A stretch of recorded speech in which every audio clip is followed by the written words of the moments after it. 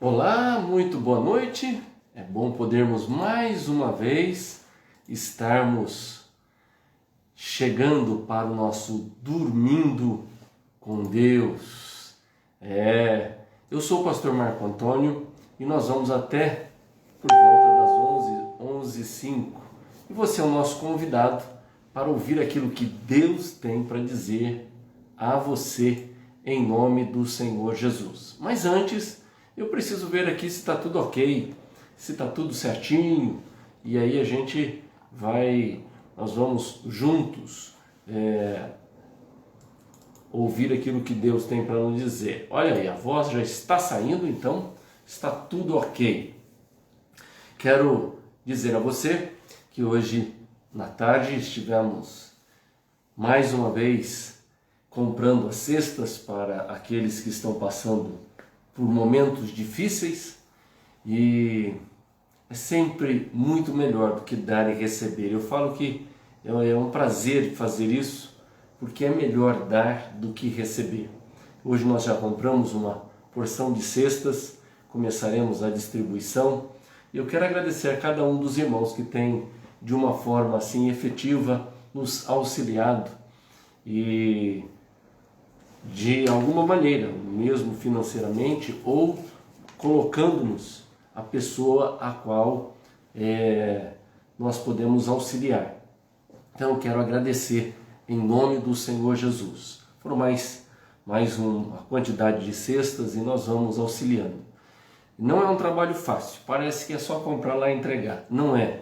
E uma das coisas que a gente quer observar é não ficar dando peixe toda hora, mas como a pessoa está crescendo e como podemos auxiliá-la também a ir pescar, porque ficar recebendo peixe só é muito fácil, mas tem que ir pescar, e eu tenho a certeza que isso o Senhor vai nos dando sabedoria e graça para fazer. Quero lembrar você também que nós já voltamos para os nossos cultos presenciais. No próximo domingo, às 9 horas da manhã, nossa Escola Bíblica Dominical. Às 10h15, o nosso culto de adoração. E às 18h30, o nosso culto à noite. E você é nosso convidado. Claro que todos esses dias nós vamos também estar transmitindo. Já tem a mensagem gravada e você não pode perder. Você vai ficar aí... Se ficar aí na sua casa, você pode acompanhar aquilo que o Senhor quer falar com você. De maneira nenhuma eu quero ser repetitivo, mas é que, olha, 20 minutos, 30 minutos antes da gente dormir, quase não dá para a gente dissecar o assunto ou falar bastante de um assunto. E nós vamos aprendendo. No dia de ontem nós estivemos olhando para o livro de Romanos. Você já fez a leitura do livro de Romanos? O apóstolo Paulo escreve esta carta aos Romanos, que é uma teologia muito bem elaborada. E nós estivemos vendo Romanos capítulo 6, verso de número 22 e 23. Não vou ser repetitivo, mas preciso voltar um pouquinho junto com você, para que então você, juntamente comigo, nós possamos aprender mais a respeito do assunto. Romanos capítulo 6, verso 22 e 23, diz o seguinte, o verso de número 22. Agora, porém, libertos do pecado, transformados em servos de Deus, tende o vosso fruto para a santificação e, por fim, a vida eterna. Vou repetir. Agora, porém, libertos do pecado, transformados em servos de Deus, tendes o vosso fruto para a santificação e, por fim, a vida eterna. O 23, porque o salário do pecado é a morte, mas o dom gratuito de Deus é a vida eterna em Cristo Jesus, nosso Senhor. Onde nós estivemos falando sobre o salário do pecado. E quando a expressão aqui nesse verso diz o salário do pecado, temos algumas reflexões a fazer. A primeira delas é que vimos ontem o pecado como um patrão ou chefe. Ele manda e desmanda, ele faz e desfaz, e muitas vezes é o nosso chefe. Quando nós estamos em pecado, ele controla, ele domina, ele faz da pessoa o que ele quer.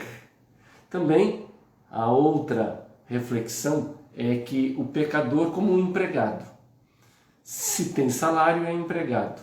E há muitas pessoas que são empregadas do pecado, porque fazem tudo o que ele manda, determina.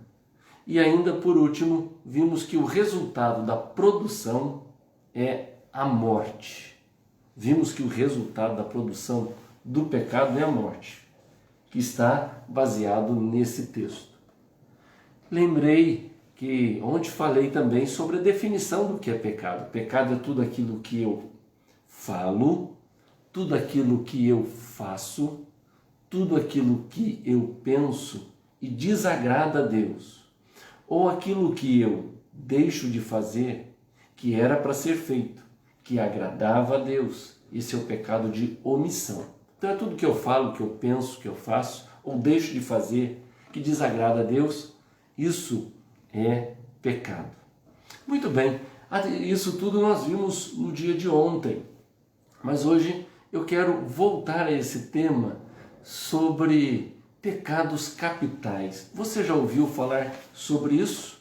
Os 7 pecados capitais. Os 7 pecados capitais, eles são vícios e transgressões humanas que dão origem a outros pecados, de acordo com algumas religiões. Com isso, os pecados capitais seriam atitudes que afastam o ser humano de Deus. Tem uma figura aqui que é pequenina, mas que fala sobre cada um deles: ganância, arrogância, ostentação, raiva, procrastinação, inveja, intolerância. E nessa noite, como nós estamos vendo, eu vou voltar aqui, e eu espero que você não fique confuso. Como nós estamos vendo, justamente o texto, porque o salário do pecado é a morte, mas o dom gratuito de Deus é a vida eterna em Cristo Jesus, nosso Senhor. Quais são esses pecados que surgem ou dão origem a outros pecados que afastam o ser humano de Deus? E nós vamos então conhecendo estes 7 pecados que podem se tornar o nosso patrão ou chefe, pode se tornar ou pode nos fazer de empregado e nos fazer também produzir para a morte. Eu quero chamar a atenção, talvez não dê para a gente ver todos eles, mas alguns, e eu espero que a gente vá assim paulatinamente, de uma maneira devagar, vendo estas implicações. Olha, porque cada um deles, do mesmo jeito que temos o pecado, ele rouba atitudes consideradas muito boas para cada um de nós. Então, esses pecados, ele tem a capacidade de roubar hábitos positivos na nossa vida. Por isso que eu quero chamar a tua atenção, para que ele não se torne o teu chefe, para que você não seja empregado dele e para que você não produza para a morte. Quais são os 7 pecados capitais que fazem parte, então, aí de um estudo desenvolvido, especialmente aí na Igreja Católica, que é muito interessante. Eu não quero parar muito sobre o estudo, senão a gente não vê quais são eles. Vamos lá para o primeiro. O primeiro é luxúria. O primeiro é luxúria, que eu quero enfatizar aqui. E a luxúria, popularmente relacionada à busca excessiva pelo sexo. Também é um pecado ligado à paixão pelo poder, pelo dinheiro, de acordo com a perspectiva de São Tomás de Aquino. E esse é um pecado que leva a pessoa a uma busca muito intensa, mas muito intensa, justamente aí de um prazer ligado também ao poder e ao dinheiro. E é impressionante porque a luxúria é se deixar dominar por essas paixões. Vou voltar mais um pouquinho aqui quando a gente fala do texto, onde diz que porque o salário do pecado é a morte, mas o dom gratuito de Deus é a vida eterna. Olha, o pecado como um patrão, ou chefe, ou você sendo um empregado dele, produzindo para a morte, esse especificamente, vou andar aqui para que a gente possa entender, a luxúria, ele vai levando ou dominando completamente. Por isso que lá atrás a gente fala desse pecado como patrão, porque nós vamos nos deixando dominar, como se ele fosse o nosso patrão. E aí a gente diz a ele, sim senhor, sim senhor, sim senhor, conforme ele vai suplicando. E a luxúria tem essa característica. E nós temos que tomar muito mais extremo cuidado com ela, porque o contrário dela é a castidade, é saber que a sexualidade tem um padrão, e o padrão de Deus para a vida de cada pessoa é justamente o relacionamento conjugal e a aliança firmada com a pessoa amada. Isso quebra completamente justamente essa aliança. Portanto, esse é um pecado que pode dominar o coração das pessoas.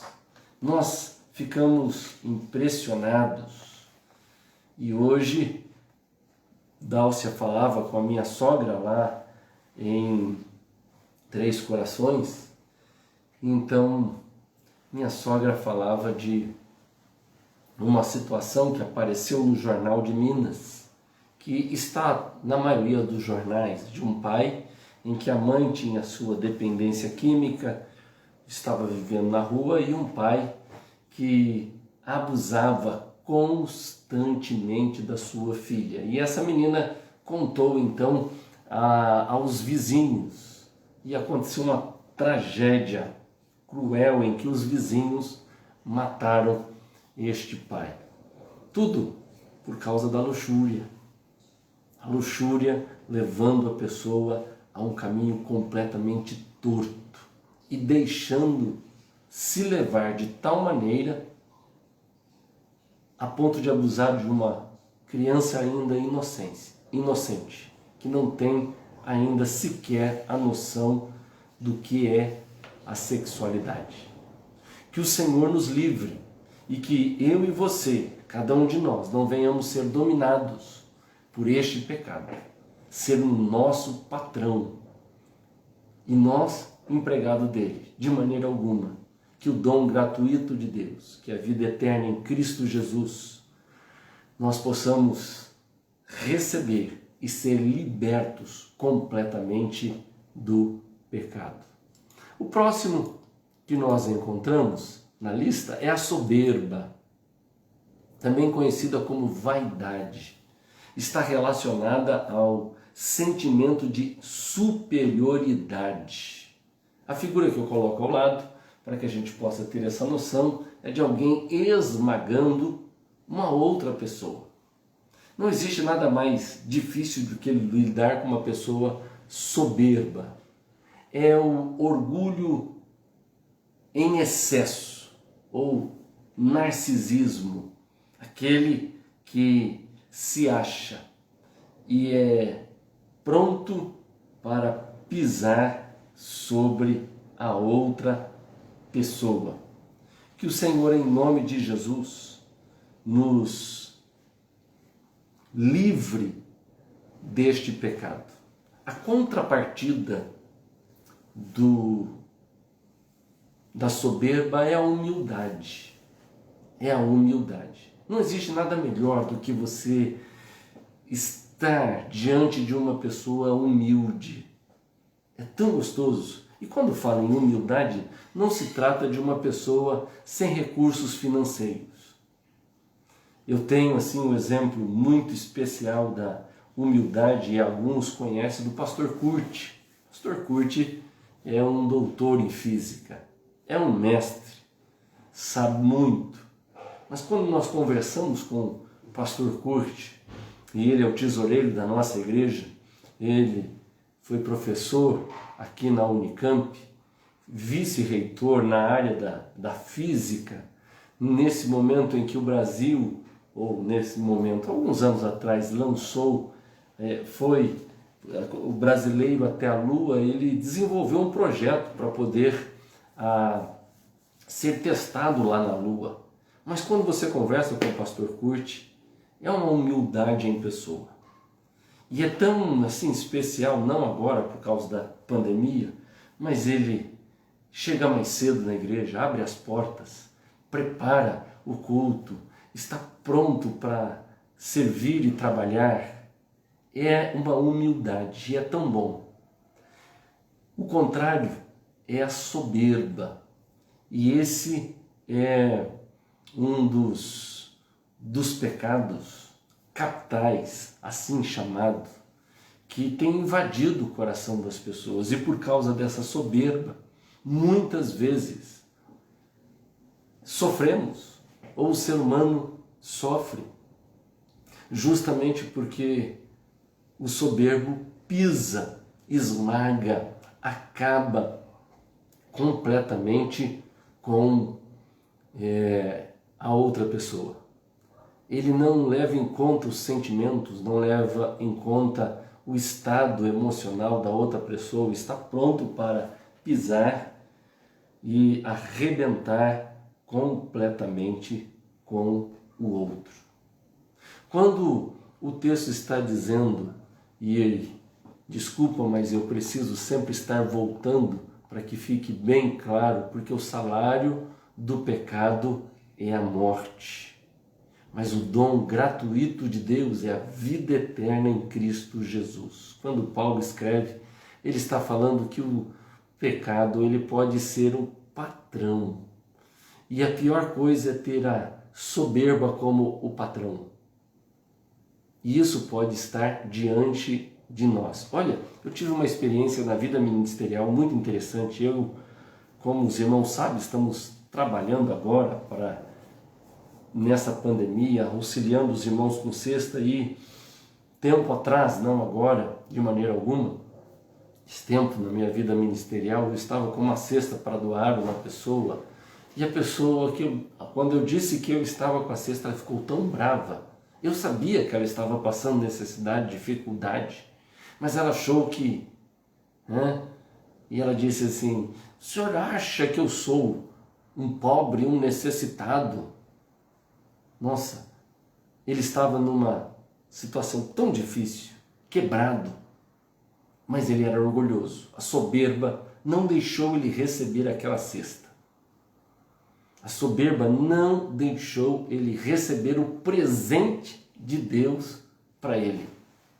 E há muita gente que está escravizado pela soberba. O primeiro, luxúria, mas o segundo, a soberba. E que eu e você possamos ficar livres desse pecado. Temos um coração humilde. Não deixe de maneira alguma que o dinheiro mova o seu coração e você fique tão cheio de si que seja capaz de pisar nos outros. A soberba. Mas o terceiro pecado, e eu coloquei a figura aqui, é a preguiça. A preguiça é vista como o pecado por gerar procrastinação, apatia, desleixo. Uma das coisas que a gente verifica na hora de entregar a cesta, se aquela pessoa não está envolta ao pecado da preguiça. Que muita gente que você talvez já ajudou, ela está envolta ao pecado da preguiça. Ele está firmado na procrastinação. Você quer ver uma coisa que você e eu também não gosto? É quando você pede para o filho ou a filha ou adolescente, muito adolescente, fulano, faz tal coisa. Aí ele fala assim, já vou. E nunca vai. E nunca vai. Ou quando você pede algo para ele fazer, ele diz assim, eu já vou. Aí passa um período, você pergunta para ele, você fez tal coisa? Esqueci. É aquela preguiça, muitas vezes é uma polêmica, porque o pecado está na sua origem, já que na época estava também ligada à melancolia, e incluindo quando foi desenvolvido os pecados capitais, estava envolvido também a doença da depressão. Não agora, mas quando foi desenvolvido essa ideia justamente do pecado da preguiça. É impressionante porque esse pecado parece que envolve de tal maneira as pessoas que elas são capazes de ficar paralisadas, paradas, em frente ao aparelho televisor, não são capazes de se mover, de se movimentar, não são capazes de conquistar nada por causa da preguiça. Preguiça de estudar, preguiça de crescer na vida, preguiça de dar um passo, preguiça. A casa às vezes está caindo na cabeça, porque a pessoa está envolta ao pecado da preguiça. Ela pode ser o dono. Aliás, nesse século 21 que nós estamos, parece que alguns estão vivendo este pecado da preguiça. Fica no celular muito tempo, mas não é capaz de lavar uma louça. Fica voando, fazendo muita coisa, mas não é capaz de arrumar a cama. Não é capaz de dar comida ao cachorro. Não é capaz sequer de varrer a casa. Eu me lembro que certa feita eu estava numa situação e eu vi a pessoa literalmente varrendo e deixando, em vez de pegar o lixo, deixando debaixo de uma lata, escondendo o lixo. Aquilo eu fiquei indignado. Nem capaz de pegar e levar. Cai alguma coisa no chão, não é capaz de pegar e levar.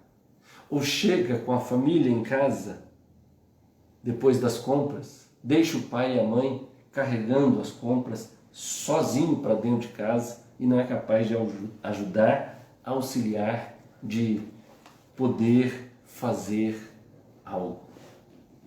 Que o Senhor nos livre. Amanhã nós vamos continuar, não deu tempo de ver, já passou aqui o horário, mas são os pecados capitais, assim chamados, que envolve a nossa vida ou pode envolver a nossa vida de tal maneira que eles passam a ser o nosso dono. Com relação à preguiça, o hábito positivo é a diligência. Como é gostoso a gente poder ver aquele que é diligente. Mas o preguiçoso, esse não é capaz de fazer absolutamente nada. Quando nós estamos falando, e eu vou correr aqui, porque amanhã nós vamos ver isso, mas nós falamos sobre o dom gratuito de Deus. O contraste entre o plano humano e o plano divino, nós vimos ontem, é que lá o salário do pecado é a morte. Mas aqui tudo é de graça. Com o Senhor, o dom gratuito de Deus é de graça. Os filhos recebem herança e dons. É assim que o Senhor trata conosco. No primeiro caso, se trabalha muito para receber nada. Agora, como o dom gratuito de Deus, não se trabalha nada para receber tudo. Que em nome do Senhor Jesus, esses pecados capitais não venham ser eles o nosso patrão. Que nós não venhamos ser empregado deles e que não venhamos produzir frutos ou que a nossa produção não possa ser para a morte. Em nome de Jesus. Amém? Amanhã nós continuamos ver os pecados capitais. Vamos orar, Pai? Obrigado a Deus por esse privilégio de podermos olhar para a Tua Palavra.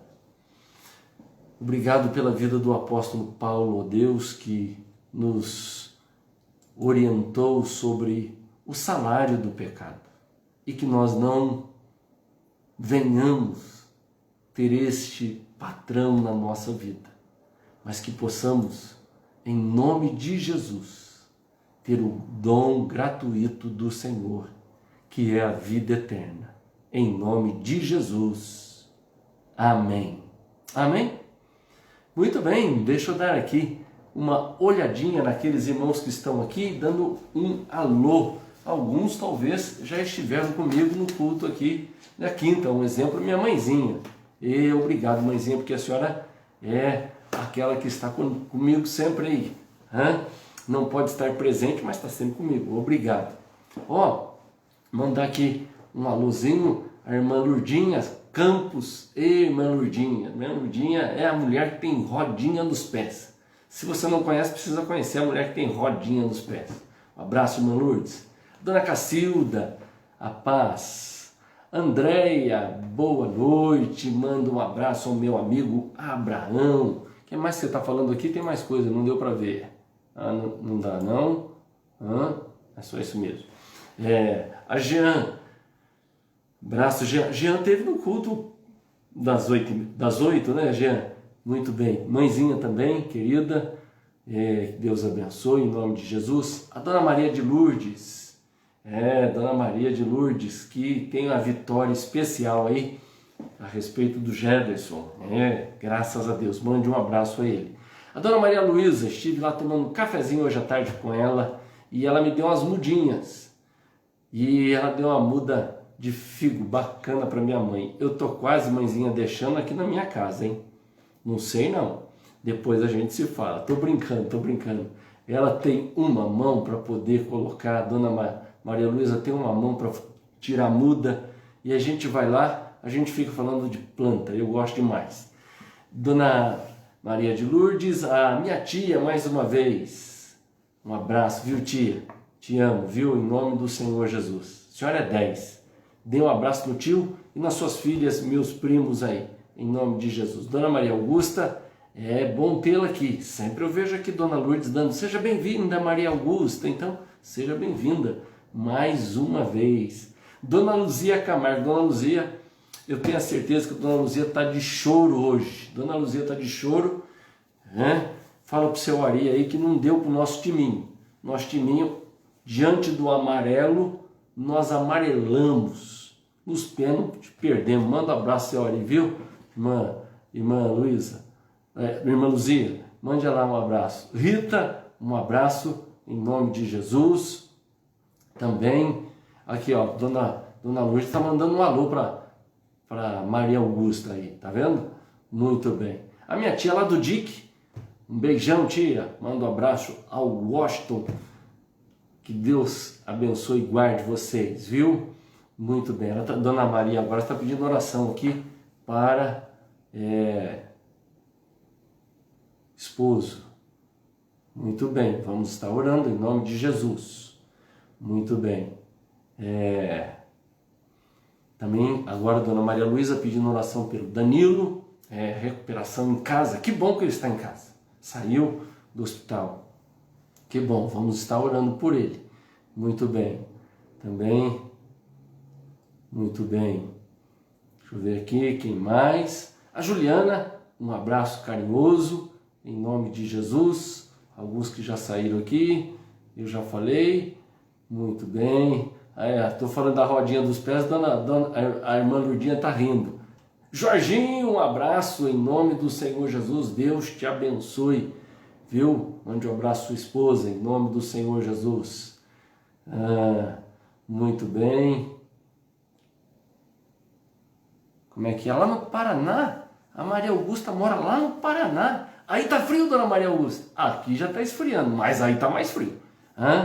Lá em Cambara. Muito bem, é prima da irmã. Não sabia, não. Muito bem. Bom, vamos orar e falar com o Senhor. Senhor, nosso Deus e nosso Pai, é bom nós podermos, ó Deus, aprender com a Tua Palavra. E ela é uma espada cortante e penetra no profundo do nosso coração. Livra-nos, ó Deus, de termos o pecado como nosso patrão. Livra-nos, ó Deus, de ser empregado. E livra-nos, ó Deus, de produzir, ó Deus, para a morte. Em nome de Jesus, ó Deus, clamamos por aqueles, ó Deus, que estão adoentados, numa situação difícil. Queremos lembrar, ó Deus, do Felipe, que está com Covid, que o Senhor o guarde, o proteja, em nome do Senhor Jesus. Também, Pai, queremos colocar diante do Senhor Jesus, ó Pai, cada um desses irmãos que estão nos ouvindo, que o Senhor possa guardar, proteger, ó Deus, pela vida do Danilo, que está se recuperando em casa, que o Senhor coloque as suas mãos sobre ele. Ó Deus, que ele venha curar e testemunhar como o Senhor é bom e a sua misericórdia é infinita. Senhor, oramos pela paz em Israel. Ó Deus, Tua palavra nos ensina a orarmos por Israel e queremos orar ali, ó Deus, nessa confronto que está acontecendo ali. Ó Senhor, que haja acordo, que haja paz em nome de Jesus. Que o Senhor também possa colocar as mãos sobre a nação brasileira. Que essa questão, ó Deus, do Covid, que o Senhor, ó Deus, possa trazer a cura para a nação brasileira, em nome do Senhor Jesus. Ó Deus, nós clamamos porque sabemos que o Senhor nos ouve e que o Senhor, ó Deus, sempre, ó Deus, vai à frente e que em nome de Jesus todas as coisas possam ser encaixadas. Em Teu nome, amém e graças a Deus. Queridos, para a gente ir embora, eu quero encerrar falando aqui sobre o pessimista e o otimista. Você já conhece essa?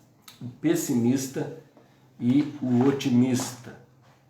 Em uma certa família havia dois irmãos gêmeos, um extremamente pessimista e o outro otimista inquebrantável.